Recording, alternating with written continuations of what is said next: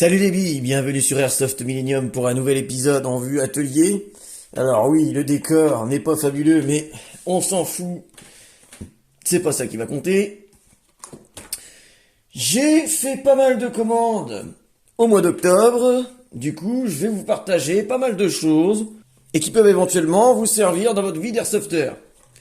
Alors, tout d'abord, on va commencer par quelque chose qui a été déjà partagé par les amis sudistes, toute la bande du Discord 595. C'est un site qui vend diverses pièces internes, des garde-mains, etc. Et je pense qu'il va continuer de se développer. Donc franchement, c'est pas cher, ils essayent d'innover. Et je trouve ça super cool. J'ai l'impression de voir SHS il y a quelques années qui est arrivé et qui a cassé un peu le marché avec des pièces qui font ce qu'on leur demande, etc. Et là, c'est un peu le même délire, mais au goût du jour. Le nom, c'est Zéro Domaine. Vous tapez ça avec Airsoft, vous allez tomber dessus. Alors, vous avez des tarifs régressifs. Et là, à peu près toutes les pièces que je vais vous montrer, sauf les engrenages, je les ai eues à peu près à 3 €. Donc, vous avez ce fameux petit piston-là qui est vachement ajouré. Là, il est déjà préparé pour l'angle d'engagement plutôt universel. Je trouve tout ça pas trop mal. À voir comment que ça tient, etc. Alors là, je viens de remarquer, les gars, vous voyez, le seul truc qui m'attriste un petit peu, j'avais pas vu ça avant, c'est que là, je sais pas pourquoi, y a pas de maintien. Bon, bref. Ensuite, ils font divers engrenages sous la marque des SHS, mais il y a une petite nouveauté. Ils ont décalé la cale pour le délayeur. Je les ai payés 13 balles, hein, les gars. Et enfin, alors là, ils ont plusieurs modèles, mais moi, celui qui m'a le plus intéressé, c'est celui-ci. Alors là, les gars, si les flux d'air sont pas assez gros pour vous, on peut plus faire grand-chose, hein. Parce que franchement, j'en ai jamais vu des aussi importants. Alors, est-ce que ça apporte vraiment quelque chose? Est-ce que c'est trop? Etc. Je testerai. Mais honnêtement, là, vous avez une petite tête de piston en alu, avec le pré-joint. Bon, le second joint, alors, c'est pas du Viton, hein. Donc, à voir si ça tient ou pas dans le temps. Ça, je vais vous en parler après. Et là, contrairement, par contre, vous avez du Viton. Donc, un peu bizarre. Vous avez une rainure ici qui vous permet de mettre un petit joint comme ça pour déjà amortir un petit peu le choc. Donc voilà, ça m'a l'air plutôt pas mal. A priori, au niveau de la cote, qu'est-ce que ça donne? J'ai pas regardé. Donc là, j'ai un cylindre classique de chez ATM. Bah, ça me paraît plutôt bien coté. Vous voyez, ça nage pas dedans. C'est nickel. Ensuite, la chose dont je voulais vous parler, c'est la matière. C'est la matière des joints de tête de piston. Souvent, on achète les classiques là en noir. Et il s'avère qu'ils rétrécissent avec le temps. Et quand vous faites le démontage, vous faites la technique du choc thermique. Alors, vous prenez le joint, vous le mettez sur le cylindre, vous le chauffez tranquillement, vous le plongez dans de l'eau fraîche, vous le laissez comme ça un certain temps, et ensuite vous le remettez. Et ça va marcher un certain temps, mais il va finir par se rétracter encore petit à petit. Donc, il y a des matériaux plus efficaces qui, eux, ne bougent pas dans le temps. Alors, ils portent plusieurs noms, le Viton ou le FKM ou le FPM. Donc ça, les gars, ça se trouve un peu partout. C'est pas cher. Et je vous le recommande parce que, voilà, quand vous avez des têtes de piston avec des joints qui tiennent pas dans le temps, vous remplacez ça par un machin qui coûte 30 centimes. Et voilà, ça bougera plus, terminé. Je vous le recommande parce que malheureusement, il y a pas mal de têtes de piston avec des joints classiques en nitrile. Quand j'ai refait un démontage un trimestre après, le joint était plus étanche. Donc c'est pas cool. Et ils vendent aussi des ressorts, pareil, 3 € le machin, en non linéaire, assez épais, hein, donc honnêtement, je pense que ça fait le boulot. Merde. Je vois plus l'intérêt d'aller acheter un ressort plus cher que ça. Si on a un rapport qualité-prix ici qui est convenable. Ensuite, les gars, on reste dans l'interne. Alors ça, je vous en avais déjà parlé. J'ai fait une vidéo exprès là-dessus pour mettre en avant une des premières marques qui a proposé des produits d'upgrade sur le marché de l'airsoft. Ça a commencé, on va dire, il y a à peu près 18 ans. C'est Gardère. J'aime bien travailler avec ces pièces-là. Quand elles sont en promo, parce que les produits sont encore chers quand même, hein, par rapport au marché de maintenant. Mais le petit moteur là, 18 TPA, donc je trouve que c'est un juste milieu pour nos puissances. Il a de bons aimants, déroulements, etc. Il a tout ce qu'il faut. Voilà, bon moteur. Leur fameux kit pneumatique Borup, petite revue rapide. Vous avez un cylindre qui brille, qui est lisse, etc. Une tête de cylindre costaud en métal, avec un petit joint d'amortissement, un petit nozzle en plastique, avec des chanfreins de qualité. C'est étanche, hein, j'ai testé plusieurs fois. Et la petite tête de piston en polycarbonate pomme, qui va parfaitement de pair avec sa sœur.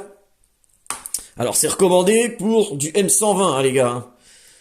Donc a priori, c'est pas près de lâcher. Et vous voyez, elle a quand même des entrées d'air assez conséquents. Ça suffit pour faire le taf. Voilà, bon, encore une fois, hein, seul bémol, ça va être éventuellement encore une fois le joint en nitrile, mais a priori ceux-là, ils tiennent quand même pas mal dans le temps. J'ai eu le kit en promo pour 25 €. Alors, on trouve des sachets pour moins cher, etc. Oui, vous allez me dire. Mais au moins je sais que quand je pars sur du Gardère, je pars sur de l'étanchéité qui tient dans le temps. Hein. Je pars pas sur une tête de piston qui va lâcher au bout de 3 parties, etc., etc. Alors là, j'ai repris un cylindre en promo, pareil en Borup, avec le trou déjà fait, parce que je trouve que dans mon Amoeba, le cylindre plein, malgré le Short Stroke -3, ça tape encore un peu, donc voilà, bref, j'ai voulu diminuer un petit peu le volume d'air. Alors vous allez me dire, bah, pourquoi t'as pris du Borup? J'expliquerai ça dans une autre vidéo. Bon allez, je vous le fais vite fait. Pourquoi prendre du Borup, même si c'est pas forcément sur du cylindre plein? Même si oui, l'intérêt c'est de prendre du Borup avec c'est de prendre du Borup pour des configurations qui demandent le maximum de volume d'air. Mais si vous voulez, vu que vous avez une cote légèrement plus large ici, dans le puits de la tête de cylindre, dans le nozzle, pour une même longueur de course, vous allez avoir non seulement plus de volume d'air, mais plus de pression. Donc plus de puissance. Ensuite, j'avais encore une fois des promos intéressantes sur les joints de chez TNT. Alors, je vais tester le fameux TR Hop qui ressemble au Mister Hop de chez Maple Leaf. J'ai pris que du 50 degrés. Hein. Alors, je vais essayer de vous montrer le profil.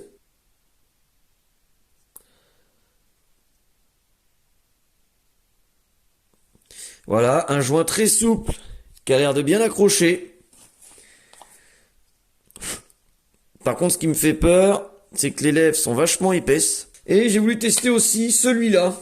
Bon, alors là, on a carrément la petite boîte, etc. Alors, c'est le TL Hop. Alors, ils disent que celui-là, il est plus adapté pour les petits grammages. Alors, ils me disent 50. J'ai l'impression qu'ils se sont trompés. C'est du 60 degrés pour moi. Ouais, je pense qu'ils ont dû se tromper. Ça m'embête un petit peu, mais bon. On a quelque chose qui ressemble au Pegasus de chez Poséidon. Voilà, on a un petit patch concave, un petit peu singulier, particulier, avec des renforts un peu sur les côtés. Donc voilà, je vais tester ça et j'attends qu'il y ait une promotion sur un site où les canons de chez TNT sont déjà pas vendus très très cher. Et je vais me choper un de leurs canons qui ira soit à ma réplique principale. Si j'ai un combo de chez eux qui m'apporte plus de performance et de soulagement qu'avec le Poséidon que j'ai, parce que mon Poséidon il est très bien hein, en termes de performance, portée, groupement, il n'y a pas de souci, mais c'est un 605 donc ça demande plus d'air et le joint et le profil du joint à partir de la 0,32 c'est pareil, il commence à me bouffer un peu de la puissance, à voir si je vais pas passer sur quelque chose de moins énergivore. Et pour terminer les gars, ce qu'il y a en upgrade en pièces internes, bon, du classique, hein, les fameux tapered plate de chez FPS Softair, qui nous apportent une bonne rigidité, une solidité dans le temps.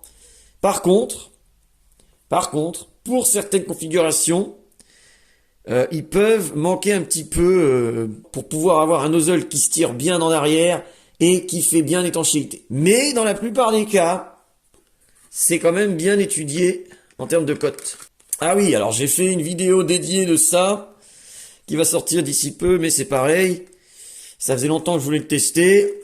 J'ai essayé le fameux Block-Up TDC Magnus de chez Spectre Arms à 15 balles. Je vais pas m'étaler, la vidéo va sortir d'ici peu. Maintenant les gars, passons à quelques petits boui-boui externes. Premièrement pour moi, la meilleure poignée, la fameuse Cobra. Franchement, bah après moi j'ai pas des grosses mains et honnêtement j'ai une super prise en main avec ça. En plus c'est pas très lourd, c'est rigide. Enfin voilà, honnêtement si vous voulez une poignée pas chère, vous la trouvez dans les 6-7 balles si vous cherchez bien. Je vous recommande ça. Ensuite, de la fameuse bande adhérente, hein, pour faire comme les FS, vous mettez ça au niveau de la poignée, etc. Et ça donne ça. Et du coup, voilà, ça vous permet d'avoir une petite accroche. Bon, je trouve pas que ça accroche tant que ça, moi. Peut-être parce que là, j'ai pas les gants. Mais en tout cas, voilà, ça donne un petit style. Ça permet de pas forcément accrocher les bords saillants, etc. D'avoir une forme plus naturelle qui épouse un petit peu mieux la main. J'ai trouvé des chargeurs qui peuvent contenir 200 billes de chez EMG. Alors je les trouve plutôt sympas en apparence. Ils sont pas trop lourds. Et puis bon, bah pourquoi se priver de plus de capacité quand on peut éventuellement en avoir besoin sur certaines parties. Ensuite, quelque chose que j'avais déjà, sauf que j'ai fait le con et j'ai perdu la goupille. Alors c'est APS qui produit ça. Bon, une fois qu'ils vont quelque chose de... C'est un système d'accroche de goupille. Donc ça, vous le mettez soit à votre ceinture, soit sur votre gilet tactique. La goupille, vous la mettez sur votre réplique. Et hop, voilà, et ça bouge pas. Et franchement, ça les gars, dans certaines circonstances, c'est vraiment cool.